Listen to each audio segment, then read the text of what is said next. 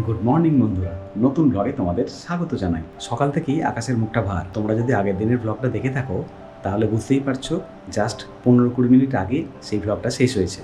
তারপরেই fresh blog শুরু। সকালে পথকর মায়ের কাছে একটু আদর খাচ্ছে, আমি ততক্ষণ জলগুলো রেডি করে ফেলি। প্রথমে স্নানের জলটা রেডি করে ফেলছি, এটা তো হয়ে গেল। এবার ফুটিয়ে নিচ্ছি বিসলেরির জলটা ওর ফর্মুলা মিল্কের জন্য।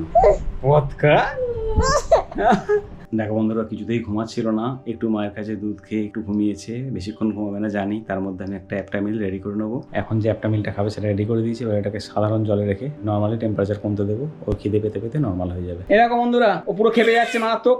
কারণ হচ্ছে ওকে এখন শুয়ে দিতে হবে। দেখো বন্ধুরা, এই সবটা তো সবসময় দেখানো সম্ভব হয় না, অনেক সময় ক্যামেরা ধরারও সম্ভব হয় না হাতে। ও এত অস্বস্তি বোধ করছিল, খুব কষ্ট পাচ্ছিল, প্রচন্ড ছটফট করছিল, খাওয়ানো যাচ্ছে না, কিছু করানো যাচ্ছে না। হঠাৎ করে ওর মা গান করতে শুরু করলো। দেখো পুরো শান্ত, গানটার দিকে হাঁ করে দেখছিল। দেখো পেট ফেট খুলে চান করে, কেউ বলবো চান করে উঠেছে।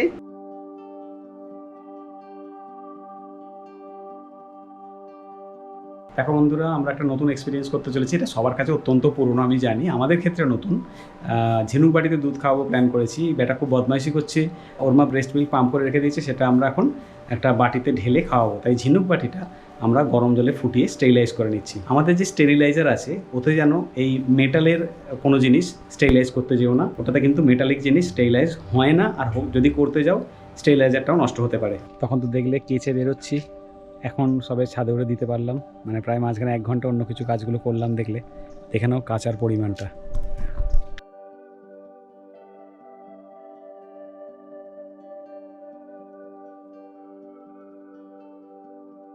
দেখো বন্ধুরা, চান হয়ে গেছে, এখন গিয়ে চটপট খাওয়া দাওয়া করে নিই। অবশ্য নিচে গিয়ে দেখি কোনটা ইম্পর্টেন্ট। পথ কাকে দেখার কাজ থাকলে সেটা আগে করবো, বা পথ কাকে খাওয়ানোর কাজ থাকলে সেটা আগে করবো, আর না হলে নিজে খেয়ে নেবো।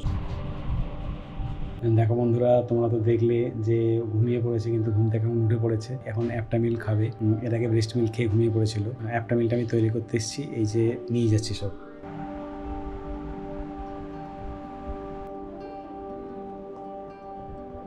দেখো তখন যে জামা কাপড়গুলো দেওয়া হলো সেগুলো এবার তুলে নেব।